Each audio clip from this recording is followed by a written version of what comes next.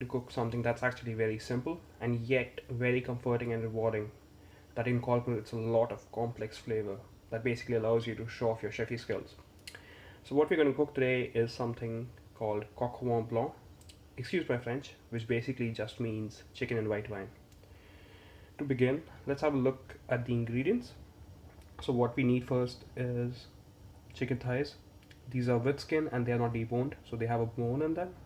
You can also use chicken legs. Just make sure that they have their skin on and have a bone in them. The next ingredient that we have is celery, followed by a carrot and a white onion. This is of course the holy trinity, uh, mostly used in Creole cooking, but in general also used extensively in French and Italian cooking as a base for a lot of stocks and stews, etc. The next thing is bacon. Of course, bacon makes everything better, so we're going to use that. We have a few sprigs of thyme, we have garlic, we have a chicken stock cube. If you have chicken stock, that's even better. I don't, so I'm going to use a stock cube. And button mushrooms, white mushrooms, whatever mushrooms you want, just make sure that they are not too pungent. And then the next thing, which is the most important one, is the wine. So here I'm going to use a Sauvignon Blanc. This is not expensive wine, this is one of the cheapest ones that I could find. The main thing is not how expensive the wine is. The most important thing is that you need to make sure that it's actually dry and crisp. So these are all the ingredients. Let's begin. So I'm using a heavy base skillet here. So make sure that you use something that's actually with a heavy base. And the first thing that I'm going to do is add in the bacon. So I've cut it into small pieces and I'm adding it to a little bit of olive oil.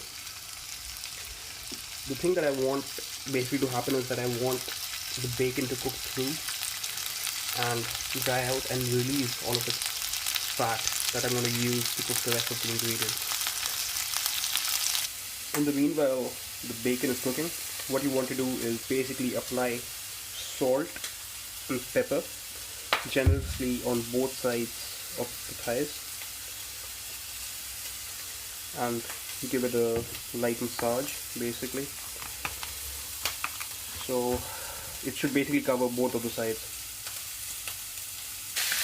So the bacon is nice and done, and what I've done is that I've moved the chicken thighs into the same pan with the bacon fat so that it can sort of cook well in the bacon fat.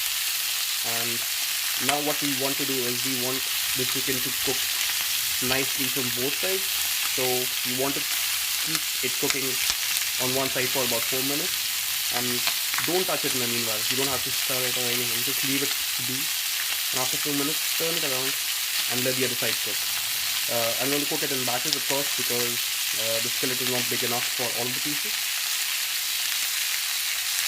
So the chicken is browned up nicely now, as you can see, and it has left quite a bit of its fat as well. We're going to cook the rest of this in the same pan, so we can actually use up all of that beautiful flavor that the chicken has left. So now we're going to just take out the chicken and keep this on the side, and we'll go on ahead with prepping the veggies. Okay, time to prep up the vegetables. So the first thing we need to do is dice up the onion. So first we'll cut it lengthwise.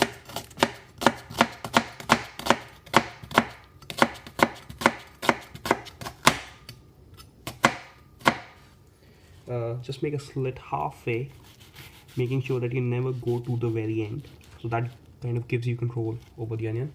And then you can just cut the other way, and that's basically your diced onion, as fast as you like.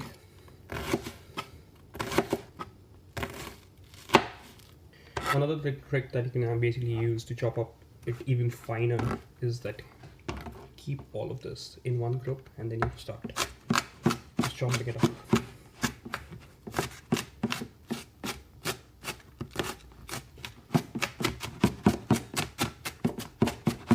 It's a bit messy, yeah, sure, but it actually works, and it's actually a very good trick. And it's actually very fun to do as well. So that's the onion done. Take the garlic, keep it flat on your chopping board, take your knife and with the flat end just give it a quick whack, and what it would do is basically it opens it up and it becomes super easy to peel it. Okay, so I'm going to do that with the rest of the garlic. Yeah. So all of the garlic is done. I'm going to put this into my mortar and pestle.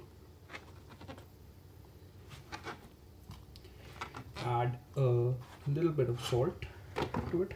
This basically, the salt acts as an abrasive that makes it easier to break down the garlic, and just going to break everything down so it's actually very small pieces. I don't want to completely lose the texture, but I don't want it to be solid pieces as well.